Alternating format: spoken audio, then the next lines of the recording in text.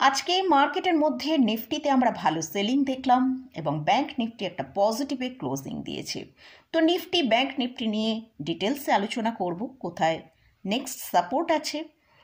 এছাড়াও দুটো স্টক নিয়ে ডিসকাস করব, যে দুটো স্টকের মধ্যে সেই স্টকগুলো হচ্ছে আইজিএল এবং এমজিএল। এই স্টক দুটোর মধ্যে আমরা প্রায় হায়ার লেভেল থেকে 40% নিচে ট্রেড করতে দেখছি। তো কেন এই এতটা সেলিং এই দুটো স্টকে এসছে সেই নিয়েও ডিটেলসে আলোচনা করব। তাহলে ভিডিওটা শুরু করা যাক। আমি নিরুপমা, শেয়ার শেখো চ্যানেলের পক্ষ থেকে সকল বন্ধুদের স্বাগত জানাই। আর চ্যানেলে যদি ফার্স্ট টাইম ভিজিট করে থাকেন তাহলে অবশ্যই চ্যানেলটা সাবস্ক্রাইব করে নেবেন আর পাশে থাকা বেল আইকনটা প্রেস করে রাখবেন। আমি ভিডিও আপলোড করার সাথে সাথে আপনাদের কাছে ভিডিওটা পৌঁছে যাবে। তো আজকে আমরা যেটা নিফটির মধ্যে দেখতে পেলাম, নিফটি ওপেন হয়েছিল 23,600 ওপরে ওপেন হয়েছিল, কিন্তু সেখানে সাস্টেন করতে পারলো না। নিফটির মধ্যে একটা ভালো সেলিং এলো, যেটা 23,350 পর্যন্ত। সেখান থেকে প্রায় 100 পয়েন্টের মতন রিকভার দিয়ে 23,453 ক্লোজিং দিয়েছে। তো নিফটি আমি গতকালই আপনাদের সাথে শেয়ার করেছিলাম, নিফটি যতক্ষণ না 23,650 থেকে 700 এই রেঞ্জের ওপর ট্রেড করতে পারছে ততক্ষণ কিন্তু নিফটির মধ্যে আমরা ভালো বাই দেখতে পাবো না। নিফটিকে বুলিশ মোডে আসতে গেলে অবশ্যই এই 23,700 ওপরে ট্রেড করতে হবে। তো যদি এই নিফটি 23,350কে ব্রেক করে নিচের দিকে ট্রেড করে তাহলে আমরা নিফটিকে কিন্তু 23,000 পর্যন্ত নিচে আসতে দেখতে পারি। 23,050 থেকে 23,000 এই রেঞ্জের মধ্যে নিচের দিকে নিফটি আসতে পারে। আর নিফটি যতক্ষণ 23,700 ওপরে ট্রেড করে সাস্টেন না করতে পারছে, নিফটিকে আমরা কিন্তু এখান থেকে একটা ভালো বুলিশ মোড দেখতে পাবো না। তাই নিফটির জন্য হায়ার লেভেলে 23,700 আর লোয়ার লেভেলে 23,350 এই দুটো লেভেল কিন্তু আমাদের ভালো করে ওয়াচ করতে হবে। নেক্সট আসছি ব্যাংক নিফটি। তুলনামূলকভাবে আমরা কিন্তু নিফটির থেকে ব্যাংক নিফটিকে একটা ভালো ট্রেডের মধ্যে বেশ কিছুদিন ধরেই দেখছি।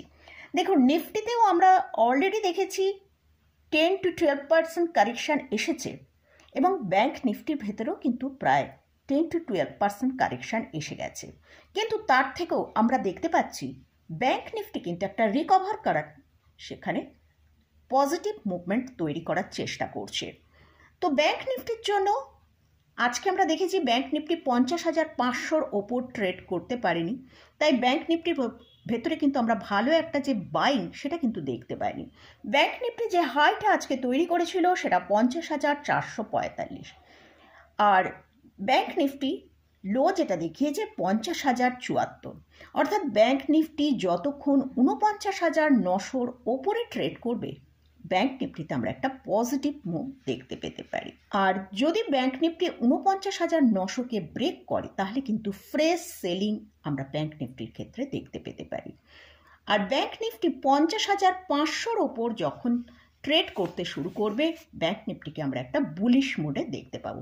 যেহেতু আজকে আমরা দেখেছি ব্যাংক নিফটি 50,445 পর্যন্ত হাই তৈরি করেছিল, ব্যাংক নিফটি কিন্তু আজকে 50,500 ওপর ট্রেড করেনি, তাই আমরা দেখেছি হায়ার লেভেলে গিয়ে সেলিং এসছে, আবার নিচের দিকে আসতে সেখানে বাই এসে গেছে।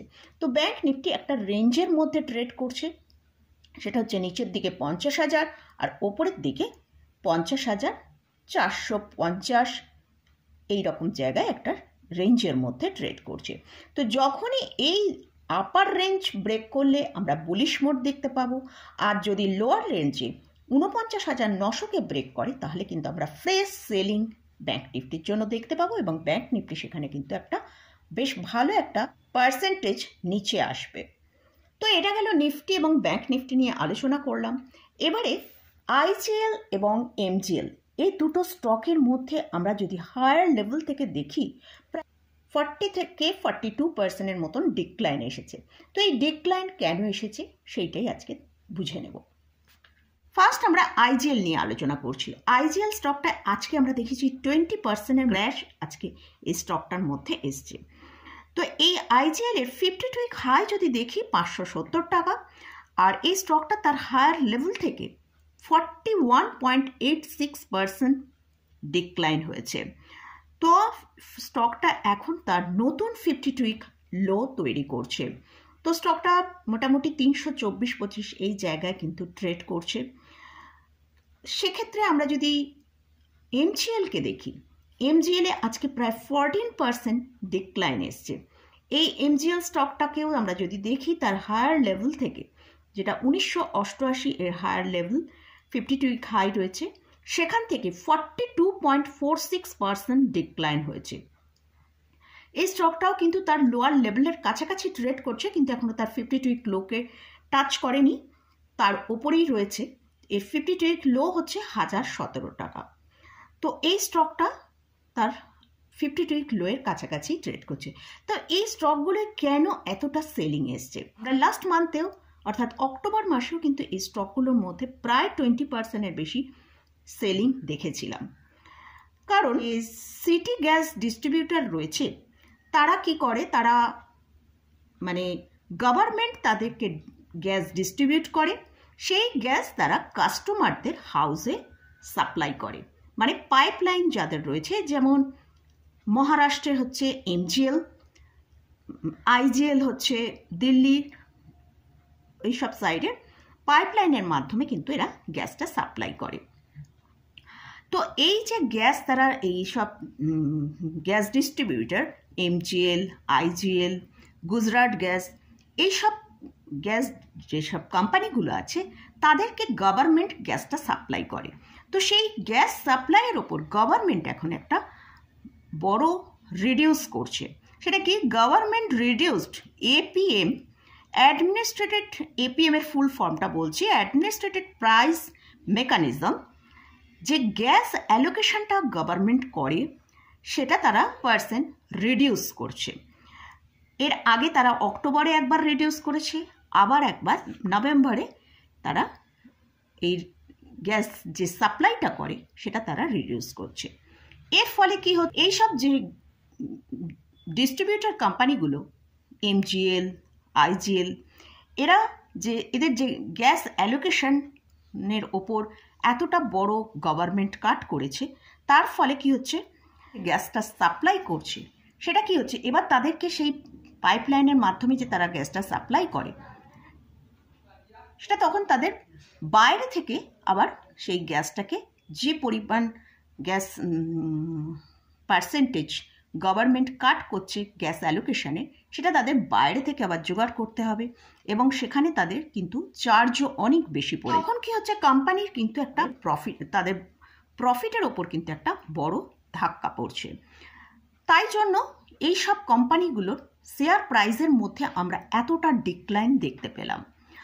তো এই স্টকগুলোর ভেতরে এতটা ক্র্যাশ দেখতে পেয়েছি। তো মোটামুটি এই যে আইজিএল এবং এমজিএল, এই স্টকগুলোর ভেতর প্রায় দুটোই মিড ক্যাপ ক্যাটাগরি স্টক, এই স্টকগুলোর ভেতরে কিন্তু আমরা প্রায় 40%-এর ওপর ডিক্লাইন দেখতে পেয়েছি। তো স্টকগুলো আরও, এবং এরই পরিপ্রেক্ষিতে ব্রোকারেজ হাউসরাও কিন্তু এই স্টকের জন্য তারা ডাউনগ্রেড করেছে।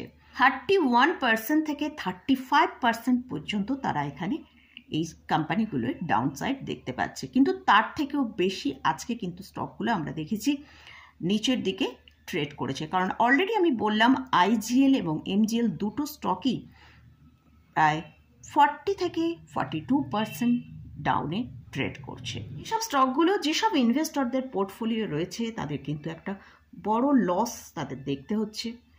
তো দেখা যাক স্টকটা কোথায় গিয়ে তাদের এই যে প্রাইসের মধ্যে এত বড় ক্র্যাশটা এসছে, সেটা ক্র্যাশটা আর কতটা নিচের দিকে লো প্রাইসে ট্রেড করতে পারে।